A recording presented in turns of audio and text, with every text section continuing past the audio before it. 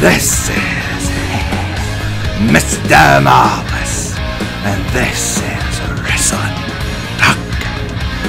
Going to be talking about SmackDown, and then I'm going to be talking about NXT.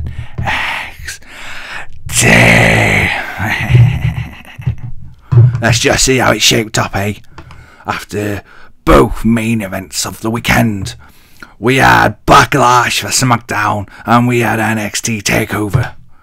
So let's see, did they capitalize on their main events, or did they stink? Let's find out. Gonna talk about SmackDown first. Yes. Well, we had a lot of... I don't know, did we have a recap of what happened the week before? I can't remember. But basically, we had Shane McMahon in the ring. Come down to his music. And got the money.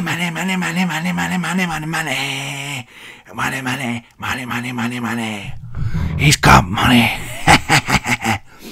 So, they're going to have Money in the Bank. Well, you're going to need contestants for Money in the Bank.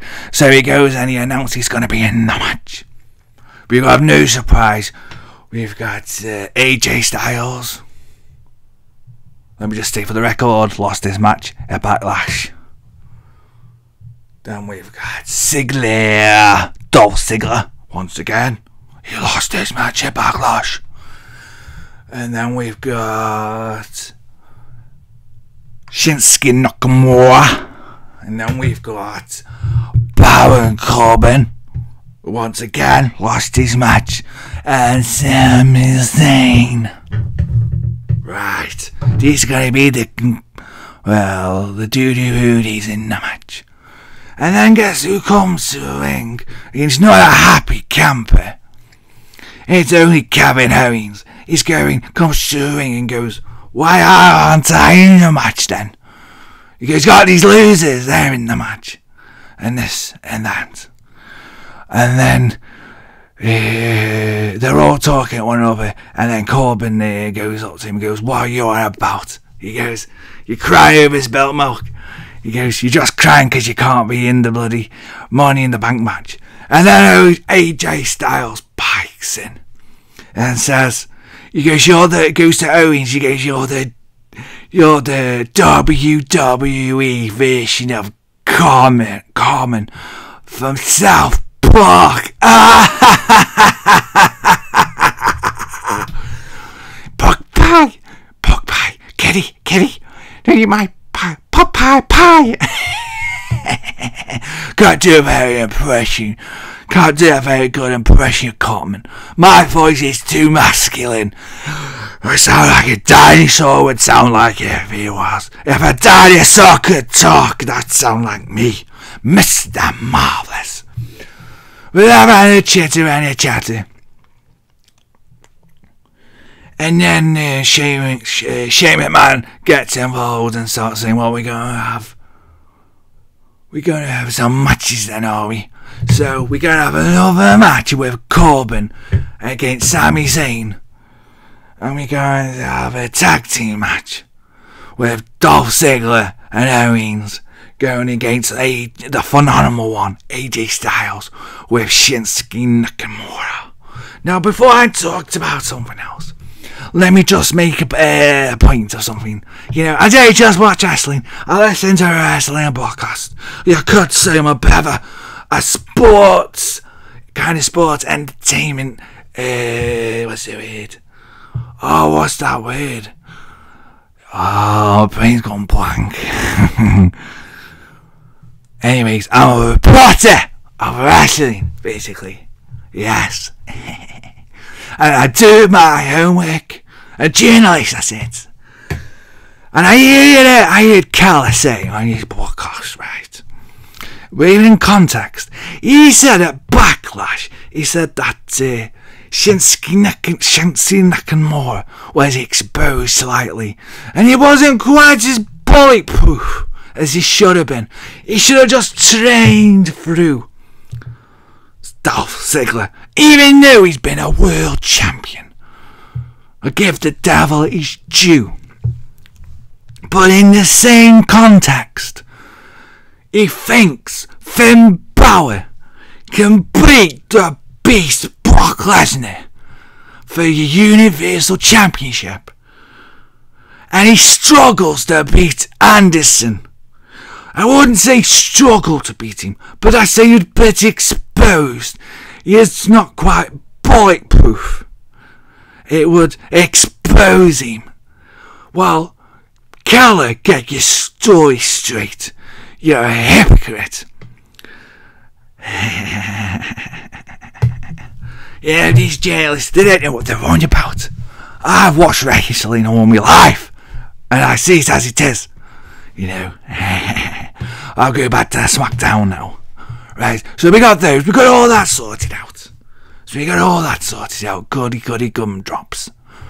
I do go right now in the necessary particular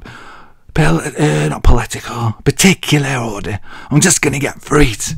It's been a long week this week for wrestling.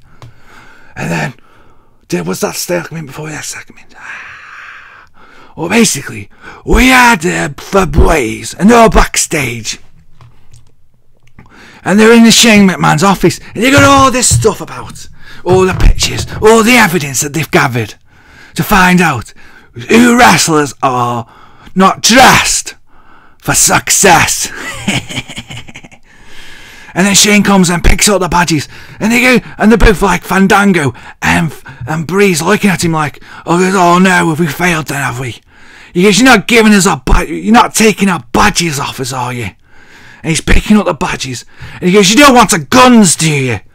And he goes, what, you got guns? Shane McMahon says. And then he gets out, they got these 2 water pistols. These 2 special. These 2, you got bloody water pistols. Hey.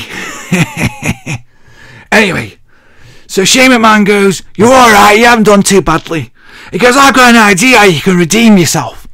He goes, one of you can both fight the Usos in individual fights, 1 against 1. So we're going to have Tyler Breeze going against one of the Usos. I can't tell the difference between the 2 because they're twins.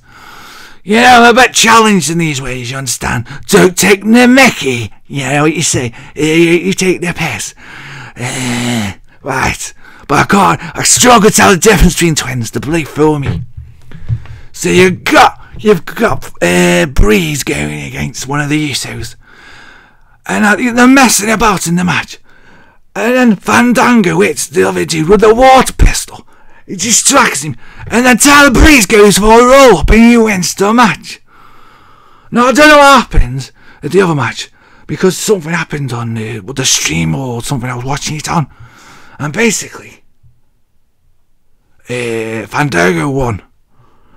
But after this, I got the reception came back. And then the Fabrice, that's what I call them, goes to the Usos. He goes, we both beat you now. And they're humiliating them, saying, oh, why don't you put those belts on the line? So they go, and they put the belts on the line. And the referee goes up to the one of the announce tables to ring through to Shane McMahon, just to make sure that he's got his permission. And he flags the match on, and then they have the match. But the Usos do win. I think it was a splash off the top turnbuckle from one of the Usos. And they're still your SmackDown champions. Yes. And then we got a woman segment. We got a tag team match. We got, I think we've got Flair, Charlotte Flair, and I think it was Becky Lynch going against Natalya, going against Carmella. And I can't remember who wins, and I don't care. All I'm going to say about this is, my brain does tend to switch off when the women are wrestling, and that's not because I've got nothing against women wrestling. So don't get on me on like that, saying I'm sexist or anything like that. I see a good match, I see it and I call it. They're just exposing the women in their maze. They're just taking them all out at once, and they're devaluing them. It's just rubbish what they're doing with the women in the minute. But there's another segment a bit later on in the show where they have a bit of a bitch to Shane McMahon about who's going to fight for the Naomi's Women's Championship. You have a bit of a squabble. And you've got No Chin going in there as well. Why is No Chin still there anyway? God, I wish they got rid of him. He's a bloody jobby. So, basically, I think Shane McMahon's been watching Raw, because he goes, we're going to have a fatal five-way. All of a sudden now, the fatal five-way is a new thing. It used to be a fatal four-way, but now it's a fatal five-way. Five-way. So there we go. So that's what's going to happen. And then we're going to have Jinder Mahal come in. He did come in, you noticed at the beginning of SmackDown. He had a limousine. And he had all he has his two, lackeys ready for him. Come out to their vehicle, black Jeep, whatever, I don't know. And he's in a white limousine, I think. And then they get this carpet ready to put on the floor. It looks dead cheap. Looks like they've gone to a flea market and bought it. So there they go. So they get ready for him to tread on. He's got the World WWE Championship with him. Anyway, let's go back now to Jinder Mahal coming out to the ring. It's quite a celebration. I think JBL went so far to say it was majestic. It was bloody majestic, it was. And he comes out and he says to the fans, he goes, you hate me because I'm different, you hate me because of this, that and the other, and basically playing that old card. Very good, very 80s. Does that fly in 2017? I don't know. There's many ways to get yourself over as a heel, other than playing on prejudices and stuff, and that kind of thing. You just be a jerk. You come out and you say, I'm a millionaire. I've got more money than all of you, and all you can kiss my feet. And I think you suck. That's one way to get yourself over as a heel. You just slag off where they come from, and you just make light of them. Go to the few members in the crowd. If any of them are particularly ugly, you go, what happened to you then? Did your neck puke up? Some of the old linings from Jerry the King Lawler. That's how you get heel heat. But it doesn't matter. Let's get back to Jinder Mahal and his little celebration, shall we? Well, we are told in the broadcast that Randy Orton will have a rematch at Money in the Bank. But there's no sign of Randy Orton this night. Well, that's a bit disappointing. Well, let's get to the main event of SmackDown. I've covered most of the things. I've covered the things that are interesting. So let's just get to the meeting. So we got the match between AJ Styles and Shinsuke Nakamura going against Owens against... Oh no, wait there. Let's have a little bit of a rewind, eh? We forgot one match. We had a match between Baron Corbin against Sami Zayn. Now this was quite an incident, as I remember. Bloody Sami Zayn got a roll up within a minute of the match, or a minute and a bit. And Corbin went skits and basically battered Sami Zayn all around the building, all around where the crowds were sitting. So that was a bit of a turn up for the books. I don't think Corbin likes Sami Zayn anymore. I don't think he ever liked him.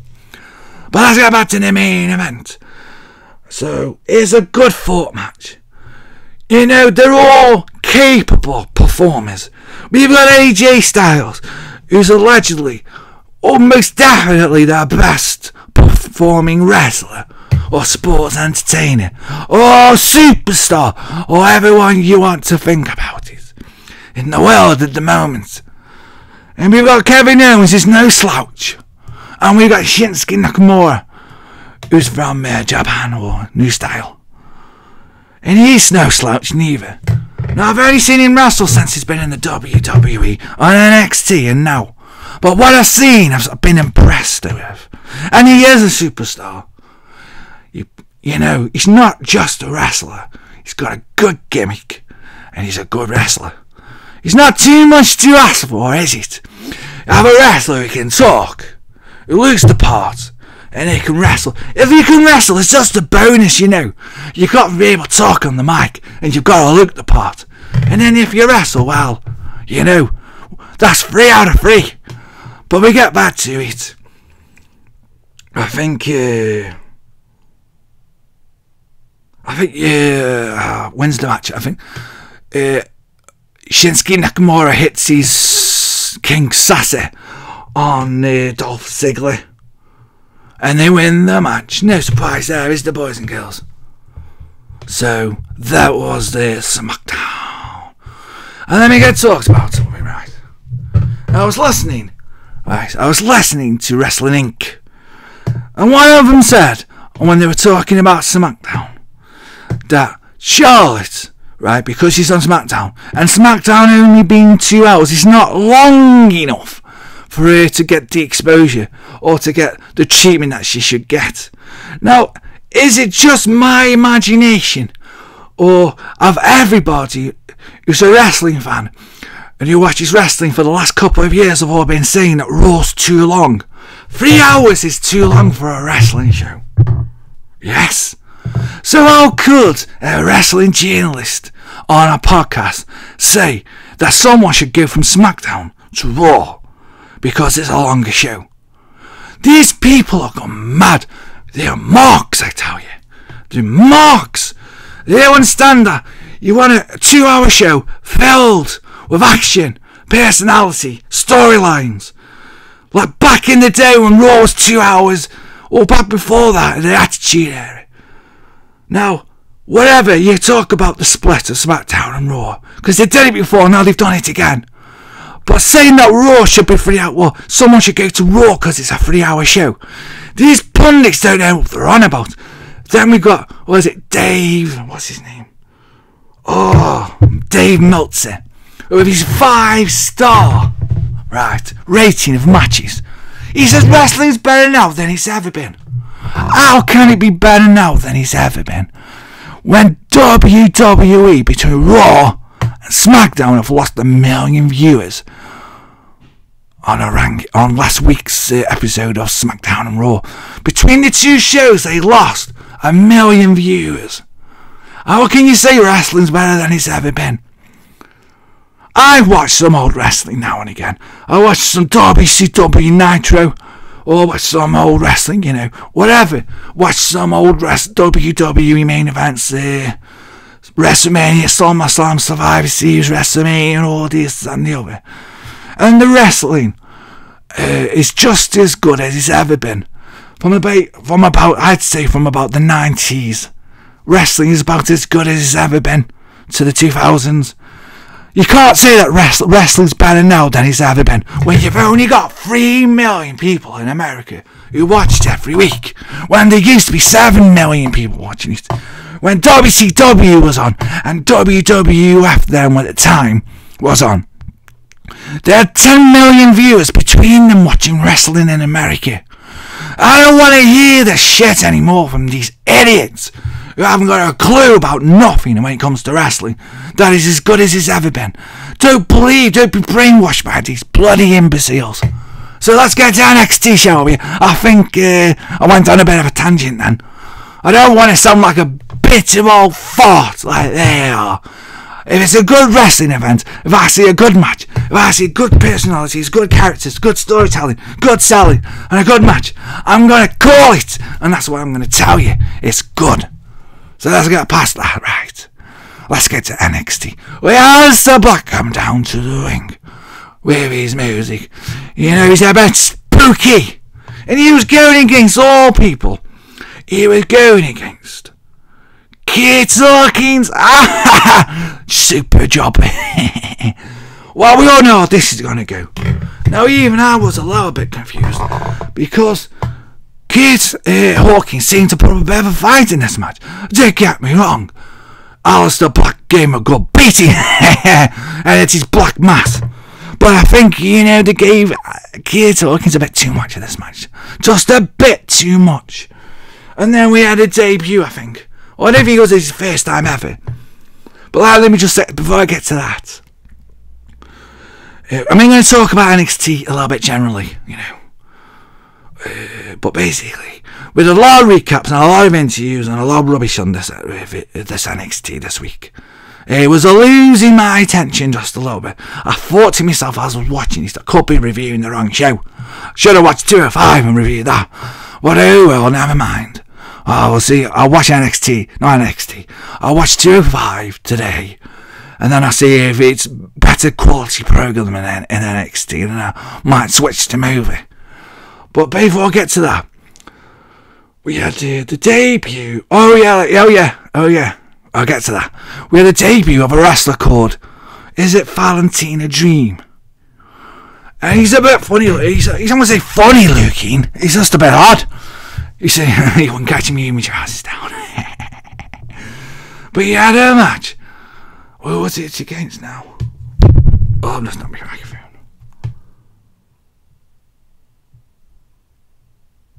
I don't think it matters. Anyway, he looked good and he won his match. He did like a flying elbow off the top turnbuckle.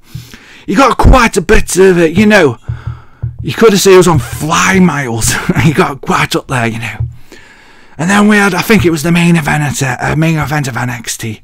We had, what's his name? He used to be called the Chosen One. What's his name? McTighe, Scottish. Oh, it'll come to me in a minute. And he was going against one of the ex-tag team members. Was it Murphy or the other one? We were thinking Murphy. Hold on. It could have been Murphy. I didn't think it was Murphy. It was the other one. And basically, I put me missus, the producer will put a picture up to tell you what I'm on about. Bloody memory! Well, basically, we had him going against McIntyre. That's it. And now, the dude who used to be in Game Murphy, he's got a bit of weight on. He's got a bit of a midsection now. Do you know what I mean? He's a bit of a lumpy. I don't think he's been getting the gym as much. But I expected what's his name to win, and he did. He's got like a finishing move. It's like a hybrid between Sweet Chin Music and the Road Kick from Sheamus. So McIntyre won that match. He's a big boy, is McIntyre. I don't really understand why he's not gone straight to the main roster or SmackDown or Raw, considering that he was, considering he was been on the main roster before. And if I remember rightly, he was even in the computer games All Stars. So he's quite, he's quite a well-known wrestler. So that was NXT. Sorry, my description of NXT wasn't brilliant. That was SmackDown. This is Mr. Marvelous. You're welcome.